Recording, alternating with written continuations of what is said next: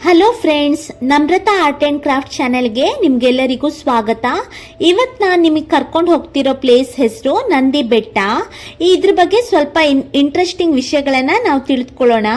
ಸಾವಿರಾರು ವರ್ಷಗಳ ಹಿಂದೆ ಕೂಷ್ಮಾಂಡ ಋಷಿಯು ಇಲ್ಲಿ ತಪಸ್ಸನ್ನ ಮಾಡಿದ ಕಾರಣ ಇದನ್ನ ಕೂಷ್ಮಾಂಡಗಿರಿ ಅಂತ ಹೇಳಿ ಕರೀತಾರೆ. ಇಲ್ಲಿ ಜೈನ ಮುನಿಗಳು ವಾಸವಾಗಿದ್ರಂತೆ. ಹಾಗೇಳಿ ಗೋಪಿನಾಥ ಬೆಟ್ಟದಲ್ಲಿ ಕೆತ್ತಿರುವ ಶಾಸನದಲ್ಲಿ ಉಲ್ಲೇಖವಿದೆ. ಗಂಗರ ಆಳ್ವಿಕೆಯ ಸಮಯದಲ್ಲಿ ಸ್ಥಳೀಯ ಪಾಳೆಗಾರರು ಪ್ರಬಲವಾಗಿ ಬೆಟ್ಟದಲ್ಲಿ ತಮ್ಮ ಆಡಳಿತವನ್ನ ಸ್ಥಾಪಿಸಿದ್ರಂತೆ. 9ರಿಂದ 10ನೇ ಶತಮಾನದಲ್ಲಿ ರಾಷ್ಟ್ರಕೂಟರು ಸಾಮಂತರಾಗಿದ್ದ ಬಾಣ ವಂಶದವರು ಮತ್ತು ನೊಳಂಬ ಪಲ್ಲವರು ಸ್ಥಳೀಯ ಪಾಳೆಗಾರರ ಮೇಲೆ ಆಧಿಪತ್ಯ ಸ್ಥಾಪಿಸ್ತಾರಂತೆ. ಬಾಣದೊರೆಗಳ ಅವಧಿಯಲ್ಲಿ ನಂದಿ ಗ್ರಾಮದಲ್ಲಿ ಶ್ರೀ ಭೋಗನಂದೇಶ್ವರ ದೇವಾಲಯವನ್ನ ನಿರ್ಮಿಸ್ತಾರೆ. 11ನೇ ಶತಮಾನದ ಆರಂಭದಲ್ಲಿ ಚೋಳರು ಈ ಪ್ರದೇಶವನ್ನ ಆಕ್ರಮಿಸಿಕೊಂಡು ನಂತರ ಬೆಟ್ಟದ ಮೇಲೆ ನೆಲ್ಲಿಕಾಯಿ ಬಸವಣ್ಣ ವಿಗ್ರಹವನ್ನ ಕೆತ್ತುತ್ತಾರೆ.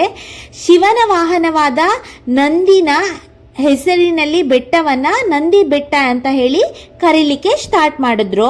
ಇವಾಗ ನೀವು ನೋಡ್ತಿರೋ ಬಿಲ್ಡಿಂಗ್ ಹೆಸರು ನೆಹರು ನಿಲಯ. ಇಲ್ಲೇ ನಾವು ಸ್ಟೇ ಮಾಡಿದ್ವಿ ಒಂದಿನ ಫುಲ್ಲು. ಈ ನೆಹರು ನಿಲಯವನ್ನ ಕಬ್ಬನ್ ಹೌಸ್ ಅಂತಾನೂ ಕರೀತಾರೆ.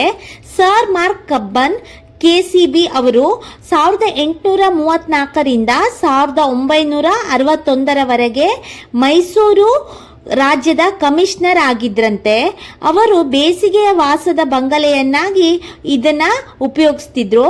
1986ರಲ್ಲಿ ಸಾರ್ಕ್ ಸಮ್ಮೇಳನವು ಇದೇ ಬಂಗಲೆಯಲ್ಲಿ ನಡೀತು. ಪ್ರಸ್ತುತ ಇದನ್ನ ಇವಾಗ ಸಾರ್ವಜನಿಕ ಅತಿಥಿ ಗೃಹವನ್ನಾಗಿ ಪರಿವರ್ತಿಸಿದ್ದಾರೆ. ಹಾಗೇಳಿ ಇದು ಆನ್ಲೈನ್ ಅಲ್ಲಿ ನೀವು ಸ್ಟೇ ಮಾಡಲಿಕ್ಕೆ ಸಿಗುತ್ತೆ. ಹಾಗೇಳಿ ಇದನ್ನ ನೆಹರು ನಿಲಯನ ನೀವು ಬುಕ್ ಮಾಡಿಕೊಂಡು ಇಲ್ಲಿ ಬಂದು ನಿಮ್ಗೆ ಎಷ್ಟು ದಿನ ಬೇಕೋ ಅಷ್ಟು ದಿನ ನೀವು ಸ್ಟೇನ ಮಾಡ್ಬೋದು. ಪರ್ ಡೇ 9000 ರೂಪೀಸ್ ನಮ್ಗಾಯ್ತು. ಇದೇ ಅವಧಿಯಲ್ಲಿ ಬೆಟ್ಟದ ಮೇಲೆ ಶ್ರೀ ಯೋಗಾನಂದೇಶ್ವರ ದೇವಾಲಯವನ್ನ ನಿರ್ಮಿಸ್ತಾರಂತೆ.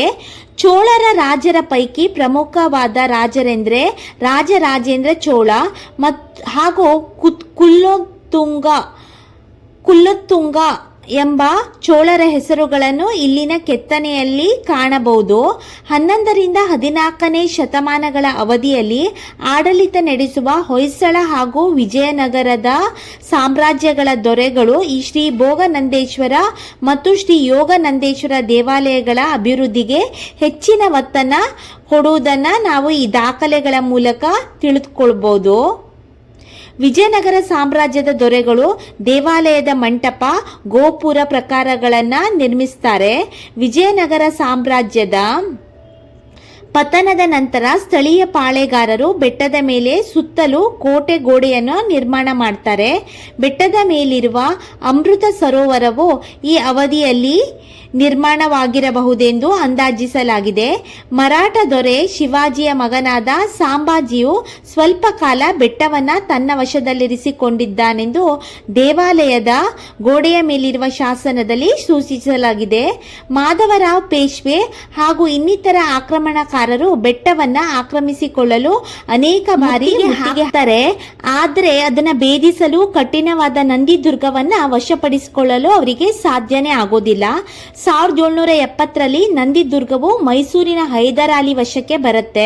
ಹೈದರ್ ಮತ್ತು ಅವರ ಮಗ ಟಿಪ್ಪು ಹಳೆಯ ಕೋಟೆ ಗೋಡೆಯನ್ನ ಬಲಪಡಿಸುತ್ತಾರಂತೆ. ಟಿಪ್ಪುವು ಬೇಸಿಗೆ ಸಮಯದಲ್ಲಿ ವಿಶ್ರಾಂತಿ ಪಡೆಯಲು ಒಂದು ಬಂಗಲೆಯನ್ನ ನಿರ್ಮಾಣ ಮಾಡ್ತಾನೆ. ತನ್ನ ಸೈನ್ಯವನ್ನು ಬೆಟ್ಟದ ಕೆಳಗಿನ ಸುಲ್ತಾನ್ ಪೇಟೆಯಲ್ಲಿ ಬೀಡು ಬಿಟ್ಟು ತಾನು ಬೆಟ್ಟದ ಮೇಲೆ ವಿಶ್ರಾಂತಿ ಪಡೆಯುತ್ತಾನಂತೆ. ಟಿಪ್ಪು ಮತ್ತು ಬ್ರಿಟಿಷರ ನಡುವೆ ನಡೆಯುವ ಕದನಗಳಲ್ಲಿ ನಂದಿ ದುರ್ಗವು ಬಹಳ ಪ್ರಮುಖ ಪಾತ್ರವನ್ನ ವಹಿಸುತ್ತೆ. 1791ರಲ್ಲಿ ಲಾರ್ಡ್ ಕಾರ್ನ್ ವಾಲಿಸನು ನಂದಿ ದುರ್ಗಕ್ಕೆ ಮುತ್ತಿಗೆ ಹಾಕಿ ಟಿಪ್ಪುವಿನ ಕಡೆಯ ಲತೀಫ್ ಅಲಿ ಬೇಗ್ ಎನ್ನುವ ನಾಯಕನನ್ನು ಸೋಲಿಸಿ ನಂದಿ ಬೆಟ್ಟವನ್ನ ತನ್ನ ವಶಕ್ಕೆ ಪಡಿತಾರಂತೆ. 1799ರಿಂದ 1808ರವರೆಗೆ ಬೆಟ್ಟದ ಕೆಳಗಿನ ಸುಲ್ತಾನ್ ಪೇಟೆಯಲ್ಲಿ ಬ್ರಿಟಿಷರು ಬಂದು ತುಕಡಿ ಸೈನ್ಯವನ್ನು ನಿಯೋಜಿಸಲಾಗುತ್ತಂತೆ. ಈ ಅವಧಿಯಲ್ಲಿ ಕರ್ನಲ್ ಕುಜೇಪ್ ಅವರು ಅಮೃತ ಸರೋವರದ ಪಕ್ಕದಲ್ಲಿರುವ ಪ್ರದೇಶದಲ್ಲಿ ಹಣ್ಣಿನ ಗಿಡವನ್ನ ತೋಟಗಳನ್ನ ನಿರ್ಮಾಣ ಮಾಡ್ತಾನಂತೆ. ಈ ಪ್ರದೇಶದಲ್ಲಿ ವಿವಿಧ ಜಾತಿಯ ಶೀತ ವಲಯದ ಹಣ್ಣಿನ ಮರವನ್ನು ಬೆಳೆಸಿ ಇದನ್ನು ಕುಪೇಜ್ ಆರ್ಚರ್ಡ್ ಎನ್ನುವ ಹೆಸರಿನಲ್ಲಿ ಸಂರಕ್ಷಿಸಲಾಗಿದೆ. ಈ ಭಾಗದಲ್ಲಿ ಸರೋವರ ಹಾಗೂ ಇತರೆ ನೀರಿನ ಮೂಲಗಳಿರುವುದು ಕಾರಣ ವಿವಿಧ ಜಾತಿಯ ಪಕ್ಷಿಗಳನ್ನು ಇಲ್ಲಿ ನಾವು ಕಾಣಬಹುದು. ಮೈಸೂರು ರಾಜ್ಯದ ಕಮಿಷನರ್ ಆಗಿದ್ದ ಸರ್ ಮಾರ್ಕ್ ಕಬ್ಬನ್ ಅವರು ಬೆಟ್ಟದ ಮೇಲೆ ಒಂದು ವಿಶಾಲವಾದ ಬಂಗಲೆಯನ್ನ ನಿರ್ಮಾಣ ಮಾಡ್ತಾರೆ. 1834ರಿಂದ 1861ರವರೆಗೆ ಈ ಬಂಗಲೆಯನ್ನ ಬೇಸಿಗೆ ಕಾಲದಲ್ಲಿ ವಾಸದ ಮನೆಯಾಗಿ ಉಪಯೋಗಿಸ್ತಾ ಇದ್ರಂತೆ. ಮೊದಲು ಇದನ್ನು ಕಬ್ಬನ್ ಹೌಸ್ ರವರು ಗ್ಲೇನ್ ಟಿಲ್ಟ್ ಭವನವನ್ನು ನಿರ್ಮಾಣ ಮಾಡ್ತಾರಂತೆ. 1852ರಲ್ಲಿ ಸರ್ ಅಲೆಕ್ಸಾಂಡರ್ ಕನ್ನಿಂಗ್ ಹ್ಯಾಮ್ ಅವರು ಒಂದು ಬಂಗಲೆಯನ್ನ ನಿರ್ಮಿಸ್ತಾರೆ. ಈ ಬಂಗಲೆಯ ಮುಂದೆ 3 ಓಕ್ ಮರಗಳಿದ್ದ ಕಾರಣ ಇದನ್ನ ಓಕ್ ಲ್ಯಾಂಡ್ಸ್ ಎಂದು ಕರೀತಿದ್ರಂತೆ. ಈಗ ಇದನ್ನ ಗಾಂಧಿ ನಿಲಯ ಎಂದು ಕರೀತಾರೆ. ಯೋಗಾನಂದೀಶ್ವರ ದೇವಾಲಯದ ಬಳಿ ರಿಚರ್ಡ್ ಸ್ಯಾಂಕಿ ಅವರು ನಿರ್ಮಾಣ ಮಾಡಿರುವ ಕೊಠಡಿಗಳನ್ನು ಸ್ಯಾಂಕಿ ಬಿಲ್ಡಿಂಗ್ ಎಂದು ಕರೀತಾರೆ. 1914ರ ಆದೇಶದಲ್ಲಿ ಮೈಸೂರು ಸಂಸ್ಥಾನದವರು ನಂದಿಗಿರಿಧಾಮವನ್ನ ಸುಪ್ರಿಟೆಂಡೆಂಟ್ ಆಫ್ ಗವರ್ನಮೆಂಟ್ ಗಾರ್ಡನ್ಸ್ ಅವರ ಅಧೀನಕ್ಕೆ ಒಪ್ಪಿಸ್ತಾರಂತೆ. ಅಲ್ಲಿಂದ ಇಲ್ಲಿಯವರೆಗೂ ನಂದಿಗಿರಿಧಾಮವನ್ನು ಪ್ರಸಿದ್ಧ ಪ್ರವಾಸಿ ತಾಣವನ್ನಾಗಿ ಅಭಿವೃದ್ಧಿಪಡಿಸಲಾಗಿದೆ. ಗಿರಿಧಾಮವು ಸಮುದ್ರ ಮಟ್ಟದಿಂದ ಸುಮಾರು 4851 ಅಡಿ ಎತ್ತರದಲ್ಲಿದ್ದು ಏಕಶಿಲೆಯಿಂದ ರೂಪುಗೊಂಡಿರುತ್ತದೆ. ಸುಂದರವಾದ ನಂದಿಗಿರಿಧಾಮವು ಪಂಚಗಿರಿಗಳ ಕ್ಷೇತ್ರವಾಗಿದ್ದು ಸುತ್ತಲೂ ನಂದಿಗಿರಿ, ದಿವ್ಯಗಿರಿ, ಬ್ರಹ್ಮಗಿರಿ, ಚೆನ್ನಗಿರಿ ಹಾಗೂ ಸ್ಕಂದಗಿರಿಗಳು ಸುತ್ತುವರಿದು ಗಿರಿಧಾಮದ ಹವಾಗುಣವನ್ನು ಮತ್ತಷ್ಟು ರಮಣೀಯವಾಗಿಗೊಳಿಸಿದೆ. ಗಿರಿಧಾಮ ಔಷಧೀಯ ಸಸ್ಯ ಸಂಪತ್ತನ್ನು ತನ್ನ ಮಡಿಲಿನಲ್ಲಿರಿಸಿಕೊಂಡಿದ್ದು ಆರೋಗ್ಯಧಾಮವೆಂದು ಕರೆಯಲ್ಪಡುತ್ತಿದ್ದು ಜನರ ಆರೋಗ್ಯ ಸುಧಾರಣೆಗೆ ಬಳಸಿಕೊಂಡಿರುವುದು ಗಮನಾರ್ಹವಾಗಿದೆ. ಗಿರಿಧಾಮದಲ್ಲಿ ಪಾಳೆಗಾರರು, ರಾಜವಂಶಸ್ಥರು, ಬ್ರಿಟಿಷ್ ಆಳ್ವಿಕೆಯ ಹೆಗ್ಗುರುತನ್ನು ನಾವು ಇಲ್ಲಿ ಕಾಣಬಹುದು. ಇಂದಿಗೂ ಗತಕಾಲದಲ್ಲಿನ ಕೋಟೆಗಳನ್ನ ಇಲ್ಲಿ ನಾವು ಕಾಣಬಹುದು. ಗಿರಿಧಾಮದಲ್ಲಿ ಅರ್ಕಾವತಿ, ಪಾಲರ್ ನದಿಗಳು ಹಾಗೂ ಸುತ್ತಲಿನ ಬೆಟ್ಟಗಳಲ್ಲಿ ಉತ್ತರ ಪಿನಾಕಿನಿ ಹಾಗೂ ದಕ್ಷಿಣ ಪಿನಾಕಿನಿ, ಚಿತ್ರಾವತಿ ನದಿಗಳು ಉಗಮಗೊಳ್ಳುವ ಸ್ಥಾನವಾಗಿದೆ ಎಂದು ಕೂಡ ಇಲ್ಲಿ ಕರೀತಾರೆ. ಮುಂಬರುವ ದಿನಗಳಲ್ಲಿ ಗಿರಿಧಾಮವನ್ನು ಇನ್ನೂ ಹೆಚ್ಚಿನ ರೀತಿಯಲ್ಲಿ ಅಭಿವೃದ್ಧಿಪಡಿಸಲು ಸರ್ಕಾರ ಮತ್ತು ತೋಟಗಾರಿಕೆ ಇಲಾಖೆಯ ಸಕ್ರಿಯವಾಗಿ ಇನ್ನೂ ಕೆಲಸವನ್ನ ಮಾಡ್ತಾ ಇದೆ. ಇಲ್ಲಿ ಹೆಚ್ಚಾಗಿ ವ್ಯೂ ಪಾಯಿಂಟ್ ಗಳನ್ನ ಮಾಡಿದ್ದಾರೆ. ಹೆಚ್ಚಾಗಿ ಇಲ್ಲಿ ಜನ ಬರೋದೇ ಸೂರ್ಯಾಸ್ತ ಮತ್ತು ಸೂರ್ಯೋದಯವನ್ನ ನೋಡ್ಲಿಕ್ಕೆ, ಸನ್ಸೆಟ್ ಮತ್ತೆ ಸನ್ರೈಸ್ ನ ವೀಕ್ಷಣೆ ಮಾಡಕ್ಕೋಸ್ಕರ ಇಲ್ಲಿ ಹೆಚ್ಚಿನ ಜನ ಬರ್ತಾರೆ. ಇದರ ಆಕರ್ಷಣೆ ಅಂದ್ರೆ ಸನ್ರೈಸ್ ಮತ್ತೆ ಸನ್ಸೆಟ್ ನ ನೋಡೋದೇ ಇಲ್ಲಿ ಮೇನ್ ಆಕರ್ಷಣೆ. ಇದನ್ನ ಬಿಟ್ಟು ತುಂಬಾ ಕೆಲವೊಂದು ಪ್ಲೇಸ್ ಗಳಿದೆ, ಅದನ್ನ ಕೂಡ ನಾವು ವಿಸಿಟ್ ನ ಮಾಡಬಹುದು. ಶ್ರೀ ಯೋಗಾನಂದೇಶ್ವರ ದೇವಾಲಯ ಅದರಲ್ಲಿ ಪ್ರಮುಖವಾದದ್ದು. ನಂದಿಗಿರಿಧಾಮದ ಶಿಖರದಲ್ಲಿ ಗಂಗರ ಕಾಲದಲ್ಲಿ ಸುಮಾರು 9ರಿಂದ 10ನೇ ಶತಮಾನದಲ್ಲಿ ನಿರ್ಮಾಣವಾಗಿರುವ ಯೋಗಿನಂದೇಶ್ವರ ದೇವಾಲಯವು ದ್ರಾವಿಡ ಶೈಲಿಯ ವಾಸ್ತುಶಿಲ್ಪ ವಿನ್ಯಾಸವನ್ನ ಹೊಂದಿದೆ. ಈ ದೇವಾಲಯದ ದ್ವಾರಪಾಲಕ ಪ್ರತಿಮೆಗಳನ್ನು ಶ್ರೀ ಕೃಷ್ಣದೇವರಾಯ ದಾನವಾಗಿ ನೀಡಿದ್ರಂತೆ. ಇದಾದ್ಮೇಲೆ ಶ್ರೀ ಗವಿ ವೀರಭದ್ರೇಶ್ವರ ದೇವಾಲಯ, ನಂದಿ ಬೆಟ್ಟಕ್ಕೆ ಹತ್ತುವ ಮೆಟ್ಟಿಲು ದಾರಿಯಲ್ಲಿ ಈ ದೇವಾಲಯವಿದೆ. ಇದನ್ನ 11ನೇ ಶತಮಾನದಲ್ಲಿ ಹೊಯ್ಸಳರ ಆಳ್ವಿಕೆಯಲ್ಲಿ ನಿರ್ಮಿಸಿರಬಹುದೆಂದು ತಿಳಿದು ಬಂದಿದೆ. ಇಲ್ಲಿರುವ ಶಾಸನದಲ್ಲಿ 1397 ರಲ್ಲಿ ಕನ್ನಪ್ಪರಾಯನ ಮಗನಾದ ದೇವಯ್ಯನು ಬಾಗಿಲು ಮಾಡಿಸಿದನೆಂದು ಲಿಖಿತವಾಗಿದೆ. ಮತ್ತೆ ಇಲ್ಲಿ ಬರೋದು ನಂದಿ ಮಂಟಪ. ಮೆಟ್ಟಿಲು ದಾರಿಯಲ್ಲಿ ಗಿರಿಧಾಮಕ್ಕೆ ಆಗಮಿಸಿರುವ ಪ್ರವಾಸಿಗರು ನಂದಿ ಮಂಟಪದ ಮುಖಾಂತರ ಹಾಗೂ ಹೋಗುವ ಪದ್ಧತಿ ಇಲ್ಲಿದೆ. ಅದಾದ ನಂತರ ಸಿಗೋದು ಶ್ರೀ ನೆಲ್ಲಿಕಾಯಿ ಬಸವಣ್ಣ. ನೆಲ್ಲಿಕಾಯಿ ಬಸವಣ್ಣ 10 ಅಡಿ ಉದ್ದ ಇದ್ದು 6 ಅಡಿ ಎತ್ತರದ ಚೋಳರ ಶೈಲಿಯಲ್ಲಿ ಕೆತ್ತಿರುವ ಸುಂದರವಾದ ನಂದಿ ಶಿಲ್ಪ ಗಿರಿಧಾಮದ ಪೂರ್ವ ಭಾಗದಲ್ಲಿ ಇದಿದೆ. ಇದರ ಮುಂದೆ ನೆಲ್ಲಿಕಾಯಿಯ ಮರ ಇರುವುದರಿಂದ ಈ ವಿಗ್ರಹಕ್ಕೆ ನೆಲ್ಲಿಕಾಯಿ ಬಸವಣ್ಣ ಎಂಬ ಹೆಸರು ರೂಢಿಯಲ್ಲಿದೆ. ಶಿಲಾಮಂಟಪದ ಮಧ್ಯೆ ನಂದಿಯು ವಿರಾಜಮಾನವಾಗಿ ನೆಲೆಸಿದ್ದಾನೆ. ನಂತರ ಟಿಪ್ಪುವಿನ ವಸತಿ ಗೃಹ. ಕೋಟೆಯ ಒಳಗಡೆ ಪ್ರವೇಶದ್ವಾರದ ಒಂದು ಶಿಖರದ ಮೇಲೆ ಕಟ್ಟಿರುವ 2 ಅಂತಸ್ತಿನ ಆಯತಾಕಾರ ಅಂದರೆ ರೆಕ್ಟ್ಯಾಂಗಲ್ ಶೇಪಿನ 12x7 ಮೀಟರ್ ಅಳತೆಯಲ್ಲಿ ಇದನ್ನ ಕಟ್ಟಲಾಗಿದೆ. ಇಟ್ಟಿಗೆ ಹಾಗೂ ಗಾರೆಯಿಂದ ಇದನ್ನ ನಿರ್ಮಿಸಲಾಗಿದೆ. ಈ ಕಟ್ಟಡವು ಕೆಲವು ವಿಭಜಕಗಳಿಂದ ಕೂಡಿ ಸಂಕೀರ್ಣವಾಗಿದೆ. ಟಿಪ್ಪು ಸುಲ್ತಾನನು ಭೇಟಿಗಾಗಿ ಬಂದಾಗ ಇಲ್ಲಿ ಉಳಿದುಕೊಳ್ಳುತ್ತಿದ್ದ ಎಂದು ಹೇಳಲಾಗುತ್ತದೆ. ಟಿಪ್ಪು ಡ್ರಾಪ್. ಟಿಪ್ಪು ಸುಲ್ತಾನನ ಕಾಲದಲ್ಲಿ ತಪ್ಪಿತಸ್ಥರು, ಕೈದಿಗಳು ಹಾಗೂ ಇವರನ್ನ ತಳ್ಳುತ್ತಿದ್ದ ಘೋರ ಕಂದಕ ಎಂದು ಹೇಳಿ ಇದನ್ನ ಕರೀತಾರೆ. ಇದನ್ನ ಟಿಪ್ಪು ಡ್ರಾಪ್ ಅಂತ ಹೇಳಿ ಕರೀತಾರೆ. ಯೋಗಾನಂದೀಶ್ವರ ಸ್ವಾಮಿ ದೇವಾಲಯದ ಹಿಂಭಾಗದಲ್ಲಿರುವ ಬಂಡೆಗಳ ತುದಿಯಲ್ಲಿ ಈ ಟಿಪ್ಪು ಡ್ರಾಪ್ ಇದೆ. ಯಾರಾದ್ರೂ ಆಗಿನ ಕಾಲದಲ್ಲಿ ತಪ್ಪು ಕೆಲಸಗಳನ್ನ ಮಾಡಿದ್ರೆ ಇದ್ರ ಮೂಲಕ ಇವರನ್ನ ತಳ್ತಿದ್ರಂತೆ. ಹಾಗೇಳಿ ಇದನ್ನ ಟಿಪ್ಪು ಡ್ರಾಪ್ ಅಂತ ಕರೀತಾರೆ. ನೆಕ್ಸ್ಟ್ ಅಮೃತ ಸರೋವರ. ಸ್ವಚ್ಛ ತಿಳಿ ನೀರಿನಿಂದ ಕೂಡಿರುವ ಸರ್ವ ಋತು ಸರೋವರ. ಹಿಂದಿನ ಕಾಲದಲ್ಲಿ ಗಿರಿಧಾಮದ ನೀರಿನ ಅವಶ್ಯಕತೆಗೆ ಈ ಸರೋವರವನ್ನ ಅವಲಂಬಿಸಿದ್ರಂತೆ. ಹಾಗಾಗಿ ಇದನ್ನ ಅಮೃತ ಸರೋವರ ಅಂತ ಹೇಳಿ ಕರೀತಾರೆ. ಇದನ್ನ ಮತ್ತೊಂದು ವಿಶೇಷತೆ ಅಂದ್ರೆ ಇದನ್ನ ಅರ್ಕಾವತಿ ನದಿ ಉಗಮ ಸ್ಥಾನ ಅಂತಾನೂ ಕರೀತಾರೆ. ಅರ್ಕಾವತಿ ನದಿಯು ಗಿರಿಧಾಮದಲ್ಲಿ ಉಗಮವಾಗಿ ಪಶ್ಚಿಮಮುಖವಾಗಿ ಹರಿದು ಸಂಗಮದಲ್ಲಿ ಕಾವೇರಿಯನ್ನು ಸೇರುತ್ತದೆ. ಈ ನದಿಯನ್ನು ಮಾಗಡಿಯ ತಿಪ್ಪಗೊಂಡನಹಳ್ಳಿಯಲ್ಲಿ ಜಲಾಶಯ ನಿರ್ಮಿಸಲಾಗಿದೆ ಅಂತ ಹೇಳ್ತಾರೆ. ಕುದುರೆ ಮೆಟ್ಟಿಲು. ಹಿಂದಿನ ಕಾಲದಲ್ಲಿ ಕುದುರೆಗಳ ಮೇಲೆ ಸಾಮಾನುಗಳನ್ನು ಸಾಗಿಸುತ್ತಿದ್ದ ಮಾರ್ಗವೆಂದು ತಿಳಿದು ಬಂದಿದೆ. ಇದನ್ನು ಕೂಲಿದಾರಿ ಅಂತಲೂ ಕೂಡ ಕರೀತಾರೆ. ನೆಕ್ಸ್ಟು ಇಲ್ಲಿ ಮತ್ತೊಂದು ಆಕರ್ಷಣೆ ಅಂತ ಹೇಳಿದ್ರೆ ಗಾಂಧಿ ನಿಲಯ. 1927 ಹಾಗೂ 1936ರಲ್ಲಿ ಮಹಾತ್ಮ ಗಾಂಧಿಯವರು ಒಟ್ಟು 66 ದಿನ ಈ ಅತಿಥಿ ಗೃಹದಲ್ಲಿ ವಿಶ್ರಾಂತಿ ಪಡೆದಿದ್ರಂತೆ ತಮ್ಮ ಆರೋಗ್ಯ ಸುಧಾರಣೆಗಾಗಿ. ಪ್ರಸ್ತುತ ಇದನ್ನ ಗಣ್ಯರ ಅತಿಥಿ ಗೃಹವಾಗಿ DPAR ವಿಭಾಗದಿಂದ ಕಾಯ್ದಿರಿಸಲಾಗಿದೆ. ನೀವು ಬೇಕಾದ್ರೆ ಆನ್ಲೈನ್ ಬುಕಿಂಗ್ ಮಾಡಿ ಕೂಡ ಈ ಗಾಂಧಿ ನಿಲಯದಲ್ಲಿ ನೀವು ನೆಲೆ ನಿಲ್ಬಹುದು. Bamboo house. ಬ್ಯಾಂಬೂ ಮತ್ತು ಕಬ್ಬಿಣವನ್ನು ಉಪಯೋಗಿಸಿ ಈ ವಿಶಿಷ್ಟ ರೀತಿಯ ಅಟ್ಟಣಿಯನ್ನ ಪ್ರವಾಸಿಗರ ಅನುಕೂಲಕ್ಕಾಗಿ ನಿರ್ಮಿಸಲಾಗಿದೆ. ಇದೊಂದು ವ್ಯೂ ಪಾಯಿಂಟ್. ಇದರ ಮೇಲೆ ನಡೆದಾಡುವುದರಿಂದ ಆನಂದವನ್ನ ಸಿಗುತ್ತಂತೆ. ಇದನ್ನ ಸ್ಕೈ ವಾಕ್ ಅಂತ ಕೂಡ ಕರೀತಾರೆ. ಹಾಗೆ ಇದರ ಇನ್ನೊಂದು ಆಕರ್ಷಣೆ ಅಂದ್ರೆ ನೆಹರು ನಿಲಯ. ಇಲ್ಲೇ ನಾವು ಉಳ್ಕೊಂಡಿದ್ದು. ಈ ನೆಹರು ನಿಲಯವನ್ನ ಕಬ್ಬನ್ ಹೌಸ್ ಅಂತ ಕೂಡ ಕರೀತಾರೆ. ನೆಹರು ನಿಲಯವನ್ನ ಕಬ್ಬನ್ ಹೌಸ್ ಅಂತಾನೂ ಕರೀತಾರೆ. ಸರ್ ಮಾರ್ಕ್ ಕಬ್ಬನ್ KCB ಅವರು 1834ರಿಂದ 1961ರವರೆಗೆ ಮೈಸೂರು ರಾಜ್ಯದ ಕಮಿಷನರ್ ಆಗಿದ್ರಂತೆ. ಅವರು ಬೇಸಿಗೆ ವಾಸದ ಬಂಗಲೆಯನ್ನಾಗಿ ಈ ಬಿಲ್ಡಿಂಗ್ ನ ಉಪಯೋಗಿಸ್ಕೊಳ್ತಿದ್ರಂತೆ. 1986ರಲ್ಲಿ ಈ ಸಾರ್ಕ್ ಸಮ್ಮೇಳನವು ಈ ಬಂಗಲೆಯಲ್ಲೇ ನಡೀತಂತೆ. ನಿಮ್ಗೆ ಆಲ್ರೆಡಿ ತೋರಿಸಿದೀನಿ. ಆ ಬಂಗಲೆಯಲ್ಲಿ ವಿಶೇಷವಾಗಿ ಡೈನಿಂಗ್ ಹಾಲ್, ಸಾರ್ಕ್ ಸಮ್ಮೇಳನಕ್ಕೆ ಬೇಕಾದಂತಹ ಚೇರಿನ ವ್ಯವಸ್ಥೆ ಎಲ್ಲ ಕೂಡ ಅಲ್ಲಿ ಬಂಗಲೆಯಲ್ಲಿ ನಾವು ನೋಡಬಹುದು. ಪ್ರಸ್ತುತ ಇದನ್ನ ಸಾರ್ವಜನಿಕ ಅತಿಥಿ ಗೃಹವನ್ನಾಗಿ ಪರಿವರ್ತಿಸಿದ್ದಾರೆ. ಈ ಕಾರಣದಿಂದಾಗಿ ಆನ್ಲೈನ್ ನ ಬುಕ್ಕಿಂಗ್ ಮಾಡಿಕೊಂಡು ನೀವು ನೆಹರು ನಿಲಯದಲ್ಲಿ ಉಳ್ಕೋಬಹುದು, ಹಾಗೆ ಎಂಜಾಯ್ ಕೂಡ ಮಾಡಬಹುದು.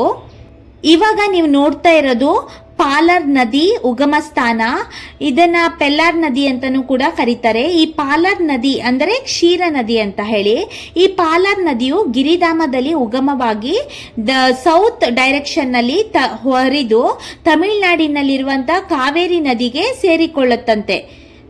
ಅಂದ್ರೆ ಈ ಪಾಲರ್ ಕ್ಷೀರ ನದಿಯು ಗಿರಿಧಾಮದಲ್ಲಿ ಉಗಮವಾಗಿ ದಕ್ಷಿಣಾಭಿಮುಖವಾಗಿ ಇದು ಹರಿದು ತಮಿಳುನಾಡಿನಲ್ಲಿ ಕಾವೇರಿ ನದಿಯನ್ನ ಸೇರುತ್ತಂತೆ. ಇವಾಗ ನೀವು ನೋಡ್ತಾ ಇರೋವಂಥದ್ದು ನೆಲ್ಲಿಕಾಯಿ ನಂದಿ ಶ್ರೀ ನೆಲ್ಲಿಕಾಯಿ ಬಸವಣ್ಣನ ಈಗ ನೀವು ನೋಡ್ತಾ ಇರೋದು. ನೆಲ್ಲಿಕಾಯಿ ಬಸವಣ್ಣ 10 ಅಡಿ ಉದ್ದ ಇದೆ, 6 ಅಡಿ ಎತ್ತರದ ಚೋಳರ ಶೈಲಿಯಲ್ಲಿ ಕೆತ್ತಿರುವ ಸುಂದರವಾದ ನಂದಿ ಶಿಲ್ಪ ಗಿರಿಧಾಮದ ಪೂರ್ವ ಭಾಗದಲ್ಲಿ ಇದೆ. ಇದು ಈಸ್ಟ್ ಡೈರೆಕ್ಷನ್ ಅಲ್ಲಿ ಇದೆ. ಇದರ ಮುಂದೆ ನೆಲ್ಲಿಕಾಯಿ ಮರ ಇರೋದ್ರಿಂದ ಈ ನೆಲ್ಲಿಕಾಯಿ ಬಸವಣ್ಣ ಎಂಬ ಹೆಸರು ಬಂದಿದೆ ಅಂತ ಹೇಳ್ತಾರೆ. ಶಿಲಾಮಂಟಪದ ಮಧ್ಯೆ ನಂದಿಯು ವಿರಾಜಮಾನವಾಗಿ ಇಲ್ಲಿ ಮಲಗಿದ್ದಾನೆ. ಪ್ಲೇಸಿನ ಹೆಸರು ಬ್ರಹ್ಮಾಶ್ರಮ. ಇಲ್ಲಿ ಮುನಿಗಳು ಬಂದು ತಪಸ್ಸನ್ನ ಮಾಡಿ ರೆಸ್ಟ್ ಅನ್ನ ಮಾಡಿ ಇಲ್ಲಿ ತಪಸ್ಸನ್ನ ಮಾಡ್ತಿದ್ರು ಅಂತ ಹೇಳ್ಬಿಟ್ಟು ಹೇಳಲಾಗತ್ತೆ. ಈ ನಂದಿ ಬೆಟ್ಟಕ್ಕೆ ಪ್ರವಾಸಿಗರಿಗೆ ಬೆಳಗ್ಗೆ 6ರಿಂದ ಸಂಜೆ 6ರವರೆಗೆ ನಿಮಗೆ ಪ್ರವಾಸಿಗರಿಗೆ ವಿಸಿಟ್ ಮಾಡಲಿಕ್ಕೆ ಟೈಮಿಂಗ್ಸ್ ಕೊಟ್ಟಿದ್ದಾರೆ. ಅಲ್ಲಿ ಏನಾದರೂ ನೀವು ರೂಮ್ನ ಮಾಡ್ಕೊಂಡು ಉಳ್ಕೊಂಡಿದ್ರೆ ಅವರಿಗೆ ಬೆಳಗ್ಗೆ 6ರಿಂದ ಸಂಜೆ 6ರವರೆಗೆ ನಂದಿಗಿರಿಧಾಮ ಪ್ರವೇಶಕ್ಕೆ ಸಮಯವನ್ನ ನಿಗದಿಪಡಿಸಿದ್ದಾರೆ. ಈ ನಂದಿಗಿರಿಧಾಮದ ಹತ್ತಿರ ಇರುವ ಪ್ರೇಕ್ಷಣೀಯ ಸ್ಥಳಗಳಂದ್ರೆ ಶ್ರೀ ಭೋಗನಂದೇಶ್ವರ ದೇವಾಲಯ, ನಂದಿಗ್ರಾಮ, ಚಿಕ್ಕಬಳ್ಳಾಪುರ.